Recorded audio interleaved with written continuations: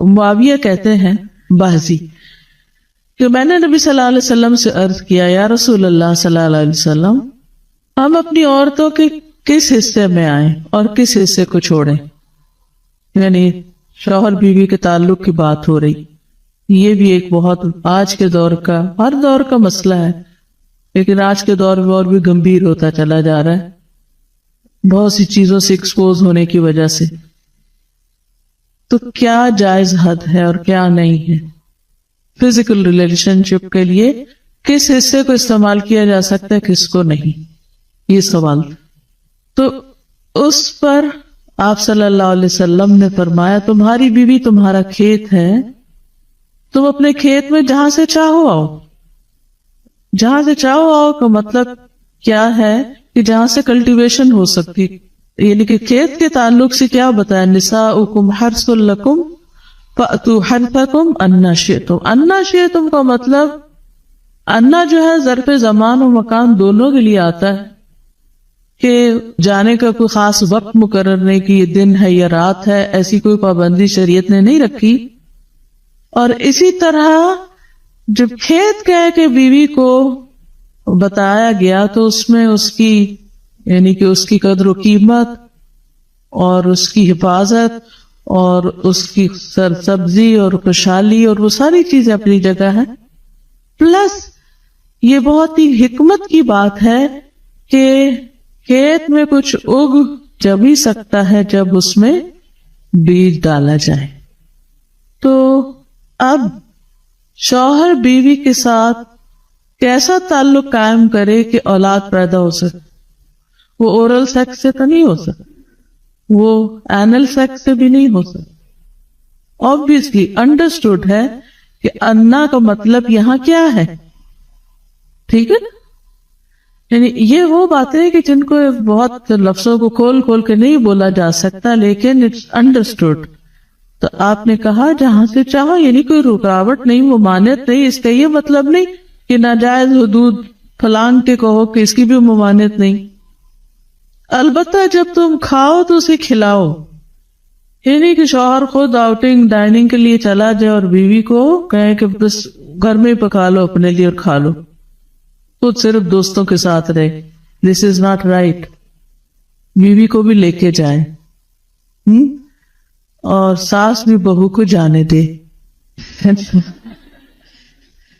جب تم کھاؤ تو اسے بھی کھلاؤ، جب پہناؤ تو اسے بھی پہناؤ کا مطلب یہ ہے کہ عید آئی ہے، اپنے لیے سوٹ لے رہے ہو تو بیوی کو بھی کچھ لے کے دو. یہ ہے ایکوالٹی ایک طرح سے. اس کے چہرے پہ نہ مارو، اسے گالیاں مت دو، ابیوز نہیں کر سکتے. اور اسے قطع تعلقی اگر کرو، یعنی ویسے تو نہ کرو لیکن اگر کرو تو گھر کی حد تک رکھو، کک آؤٹ نہیں کرو، ویسے باہر نہیں پھینکو، گھر سے نہیں نکالو. کیونکہ بعض شوہر کہتے ہیں نا، فون پہ کہہ دیتے ہیں گھر چلی جاؤ ماں باپ کے، میں تب گھر میں داخل لوں گا، آؤں گا ہی نہیں. یہ غلط ہے، ایسے نہیں کرنا چاہیے. اور یہ کیسے مناسب، یہ کیسے ہو سکتا ہے کہ تم اس کے ساتھ یہ سلوک کرو جبکہ تم ایک دوسرے کے پاس حلال طریقے سے آتے ہو؟ یعنی تمہارا ایک جائز تعلق ہے اور پھر تم اس تعلق کو اس طرح خراب کرو. تو بیوی کو مارنے سے متعلق جو قرآن اور حدیث کی روشنی میں جو حکم ہے وہ سامنے. پھر اسی طرح غلام کو مارنے کی ممانعت، نوکر کو، غلام کو، اس کو بھی نہیں مارنا چاہیے. ابو مسعود بدری سے روایت ہے کہ میں اپنے غلام کو کوڑے کے ساتھ مار رہا تھا کہ میں نے اپنے پیچھے سے آواز سنی، اے ابو مسعود جان لو، اور میں غصے کی وجہ سے آواز سمجھ نہ سکا. یعنی ایسے مار رہا تھا کہ مجھے نہیں سمجھ آئے گی کس نے پکارا مجھے. جب وہ میرے قریب ہوئے تو وہ رسول اللہ صلی اللہ علیہ وسلم تھے اور آپ فرما رہے تھے جان لو ابو مسعود، جان لو ابو مسعود. کہتے ہیں میں نے اپنے ہاتھ سے کوڑا پھینک دیا تو آپ نے فرمایا جان لو ابو مسعود. یعنی آپ بار بار فرما رہے تھے اللہ تم پر زیادہ قدرت رکھتا ہے تمہاری اس غلام پر قدرت سے، یعنی جتنا تم اس غلام پہ قدرت رکھتے ہو اللہ اس سے زیادہ تم پہ قدرت رکھتا ہے، یعنی تمہیں مارے گا. کہتے ہیں کہ میں نے عرض کیا اے اللہ کے رسول صلی اللہ علیہ وسلم میں اس کے بعد کبھی غلام کو نہیں ماروں گا. اور بعض روایت میں آتا ہے کہ انہوں نے آزاد کر دیا. ابو عمر زازان سے روایت ہے، کہتے ہیں کہ ہم لوگ ابن عمر کے پاس تھے. انہوں نے اپنے غلام کو بلایا جسے انہوں نے مارا تھا. انہوں نے اس کی پیٹھ کھول کر دیکھی، کہا کیا تمہیں تکلیف ہو رہی ہے؟ اس نے کہا نہیں. اس کے بعد ابن عمر نے غلام کو آزاد کر دیا اور ایک تنکا زمین سے اٹھایا اور کہا کہ مجھے اس کا اتنا بھی اجر نہیں ملے گا جتنا اس تنکے کا وزن ہے. میں نے کہا ابو عبد الرحمن آپ ایسے کیوں کہہ رہے ہیں؟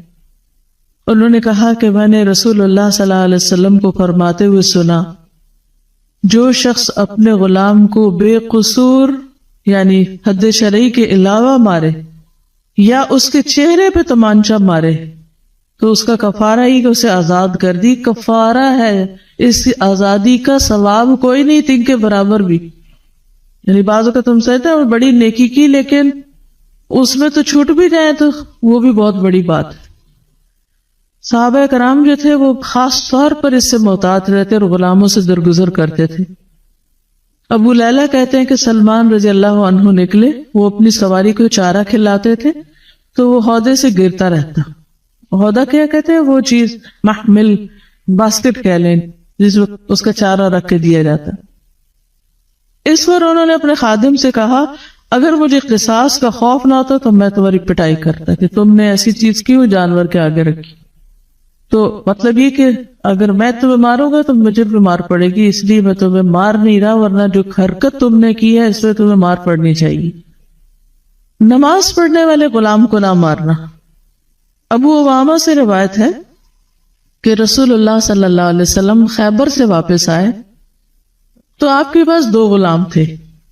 حضرت علی رضی اللہ عنہ نے کہا اے اللہ کے رسول صلی اللہ علیہ وسلم ہمیں بھی ایک غلام دے دیں. آپ نے فرمایا جو چاہتے ہو لے لو. انہوں نے کہا آپ میرے لیے پسند کریں. اس سے انداز ہوتا ہے نا کہ ریلیشن شپ داماد اور سسر کا کیسا. آپ صلی اللہ علیہ وسلم نے فرمایا یہ لے لو، اس کو مارنا نہیں، کیونکہ میں نے خیبر سے واپس آتے ہوئے اسے نماز پڑھتے دیکھا ہے اور مجھے نمازیوں کو مارنے سے منع کیا گیا ہے. آپ صلی اللہ علیہ وسلم نے دوسرا غلام ابو ذر کو دے دیا اور اس کے ساتھ خیر و بھلائی اور حسن سلوک کرنے کا حکم دیا. پھر ایک دن پوچھا ابو ذر میں نے جو تمہیں غلام دیا تھا اس کا کیا حال ہے؟ انہوں نے کہا آپ نے مجھے اس کے ساتھ خیر و بھلائی کرنے کا حکم دیا تھا تو میں نے اسے آزاد کر دیا. میں وہ خیر و بھلائی کر نہیں سکوں گا تو بہتر ہے کہ میں